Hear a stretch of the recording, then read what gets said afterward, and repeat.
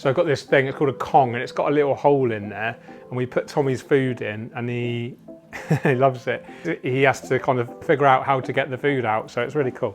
Good. Good boy. Say hello to the camera. Over there.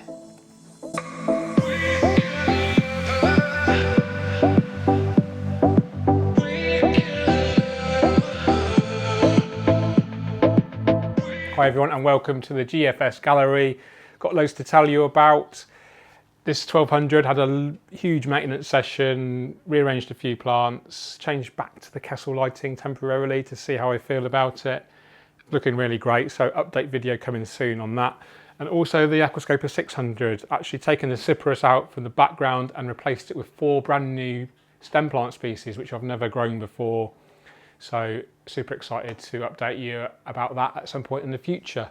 So this video is actually filmed from my workshop, aquascaping workshop at the Aquatic experience in New Jersey, USA in October 2018. The footage was created and edited by my good friend Alex Venshal, who also goes by the name Tank Tested. He has an amazing YouTube channel, so please do check out his channel, subscribe if you haven't already. Beautiful content, and it's a very simple aquascape. It's a classic kind of George Farmer style, you know, classic foreground, midground, background, hardscape, epiphyte plants. Hopefully you guys might learn something. So I hope you enjoyed the video, guys. If you do, hit that thumbs up, subscribe if you haven't already, and leave me a comment. What do you think about, I don't know, what shall I ask? What fish shall I put in here?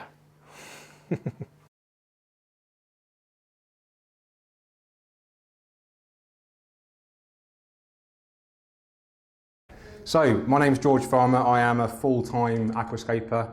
When I say full-time, I mean like literally, it's like relentless, but it's brilliant. It's my absolute passion, and I'm very fortunate to make a living doing what I absolutely love. Good, let's get started. So this is the first time this tank has been in the US. It's a rimless aquarium. I really love rimless aquariums. They're perfect for aquascaping because we can see into the aquarium. So it offers a new kind of dimension. It also allows things to come out of the aquarium. So wood, plants, a lot of plants like to grow emergent, so they grow out of the water.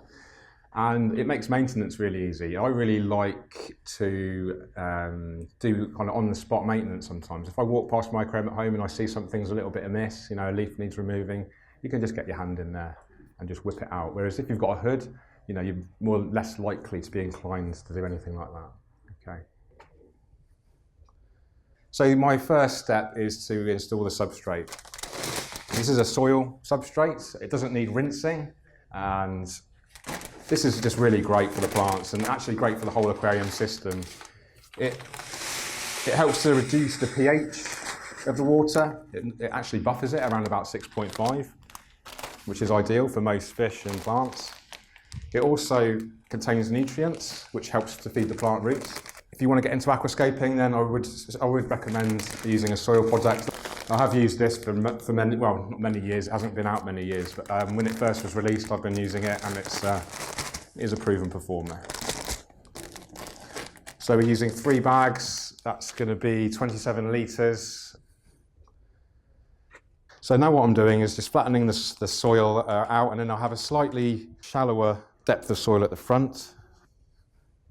It's worth taking your time doing this because once it's full of water, you're just going to create a massive mess if you want to level it out afterwards. So do spend a little bit of time doing this. So now we're talking about the hardscape. The hardscape is the backbone of the layout. Now, if any of you have watched my content, you know I always talk about hardscape and how important it is. If you start off with a strong hardscape, it's very likely you're gonna create a good aquascape. If you have a weak hardscape, you're going to have to solely rely on the plants for the impact, and that can be quite challenging. We're always trying to create something that looks as natural as possible, and the style of aquarium that we're going to create today is called the nature aquarium style, and you're using natural materials, live plants in conjunction to create a slice of nature in the aquarium. And you're not necessarily copying nature, you're not directly transforming a landscape scene into the tank, but we're using an essence of nature, the feeling of nature and natural materials to create this natural impression. So when we're positioning our hardscape, we need to think about focal points. The focal point is where your eyes are naturally drawn to. So a very easy guide I like to use is the rule of thirds. Some of you may have heard of it already. I'm kind of using the rule of thirds here. This is like the most kind of dominant piece of wood at the moment. I will probably have a little bit of a rearrange in a minute, but this is quite dominant, and this is about a third of the way in, so that's kind of okay. The same with this one, and then we've got this one here. So let's try that for starters. Okay. Although they look like different types of wood, they are the same. They're just different sizes, different kind of textures, which I think works really well together. Good, I'm happy with that so far. Next step is to install our rocks. It's called dragonstone. It's almost like a really, really dense clay. So we start off with our biggest stone, and then we're thinking about composition again. Where is it going to be situated in the aquarium to create the best kind of naturalistic aesthetic balance? So working our way down in size again. We tend to use odd numbers with rocks. If we had another rock there and another rock there, it would look too symmetrical, and then again your eyes would be darting left and right and wouldn't settle down. So we'll probably just go for the three rocks.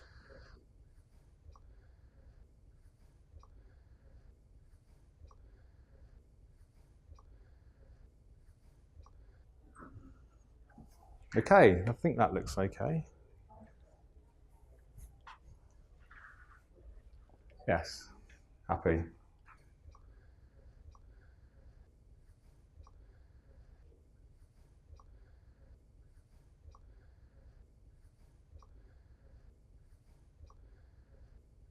Plants are epic. Plants are absolutely fantastic for your aquarium. They're arguably a better filter than your filter.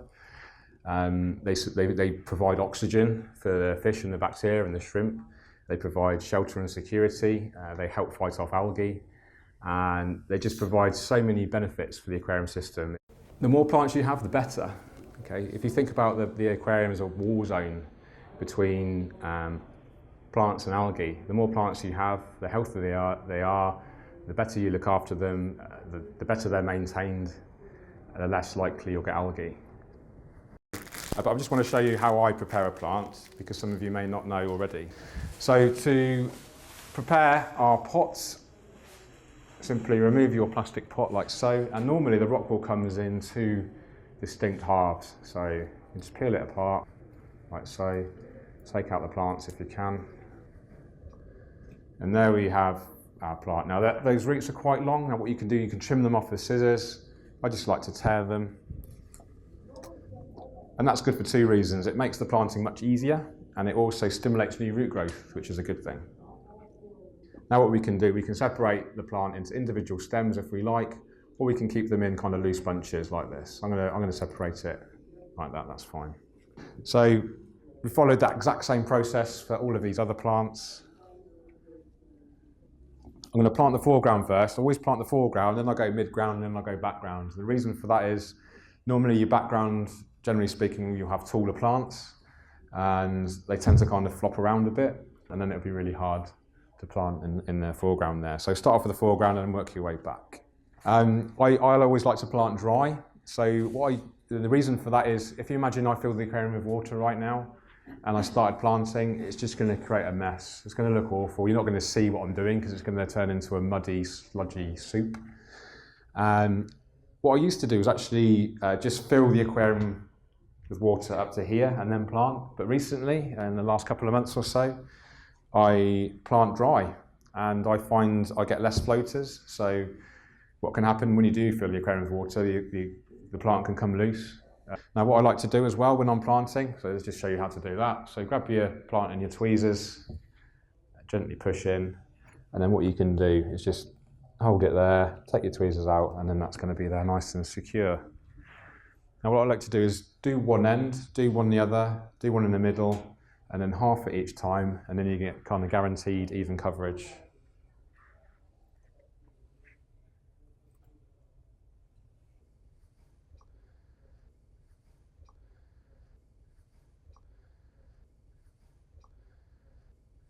This is Liliopsis brasiliensis. It's an easy carpeting plant. It will benefit from CO2 ejection like all plants will. But eventually, it's a slow grower. It's like I said, it's easy as well. But eventually, it will send out runners, and then it will pop up new leaves, and this will form like a really nice lawn, like a really nice solid carpet, hopefully. Good. So we'll work to our mid-ground now. So let's talk about one of my favourite plants of all time, Becketii ipechi. And the great thing about crypts for me is that they're really slow growing, generally speaking. Very tolerant of low levels of light. They'll grow in shade, and they're very sustainable. They tend not to send out too many runners. They tend to stay where they are, and they just produce new leaves, and you'll just get a kind of denser and denser kind of effect. So crypts, perfect mid-ground plant. It will get a little bit taller than this, but super low maintenance, super easy. They do like a nutrient-rich substrate. I'm not going to lie to you, it's not cheap to plant an aquarium like this, but what it will do, it's an investment, and by investing in healthy plants and enough of these plants, it's going to really kind of limit your risk of algae. We really need to focus our efforts on healthy plant growth. So start off with a really healthy plant. Strike up a relationship with your store. Ask them when they get the next shipment of plants, so they're super fresh from the nursery, because they're going to be at their most healthiest, the most likely to succeed, and then the most likely to fight off the potential algae. Everyone says algae, don't they, over here? Yeah. Doesn't offend you if I say algae, does it? Tough if it does. Next, we're going to plant one of my favourite name plants, Hygrophila siamensis 53B. Great, rolls off the tongue. It's called that because Tropica already had a Hygrophila siamensis, and they discovered another one, or they were given another one, and they had to use the product code. So the product code is 53B. There you go. Nice bit of useless information for you. It's a fast-growing weed. It will quite rapidly fill the back of the aquarium, which will be a nice background effect. It's really important to plant with fast growers, especially in a brand new aquarium. You know, we talked about this war between the plants and the algae. It's not just the health and the quantity of plants, it's also how fast they grow. And the faster the plant is growing, the less likely you're going to get algae. So I'm just going to split it up. You can like split it into individual stems if you wanted, but we'd be here all day. Okay, I prefer to use red plants sparingly. I find them quite high impact, and for me, aquascaping, in particular nature aquarium style, is all about creating something that's natural and beautiful. You do get red in nature, but you don't get loads of it in any one place usually. Maybe in the autumn with certain trees, etc. So for that reason, I like to be quite careful of how I use my red. And so today, I'm just using it in the background here, just to create a little accent in the background. Very similar in terms of how it's going to grow to the Hygrophila siamensis 53B. And very fast growing. Ludwigia, sorry, I didn't tell you what plant it was. Ludwigia repens rubin.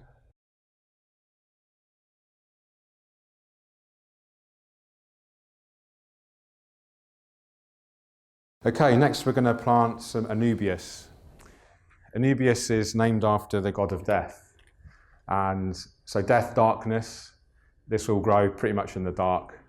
It likes to be shaded. And if you do put a lot of light on it, it will tend to get algae. It's also an epiphyte plant. So that's a plant that needs to be attached to your wood or your rocks. So in nature, these will be found literally growing in cracks in rocks or in wood. So same process as before with the ANUBIAS. We're just inserting our ferns where the wood kind of crosses over, and then after a few weeks or so, that's going to self-attach. It's unfortunate the stems aren't a bit longer because we're kind of losing the background effect, but when this tank is filled with water, we're not doing it today. Just in a day or so, the plants are going to really upright themselves and it will really start to look like an aquascape, a proper aquascape.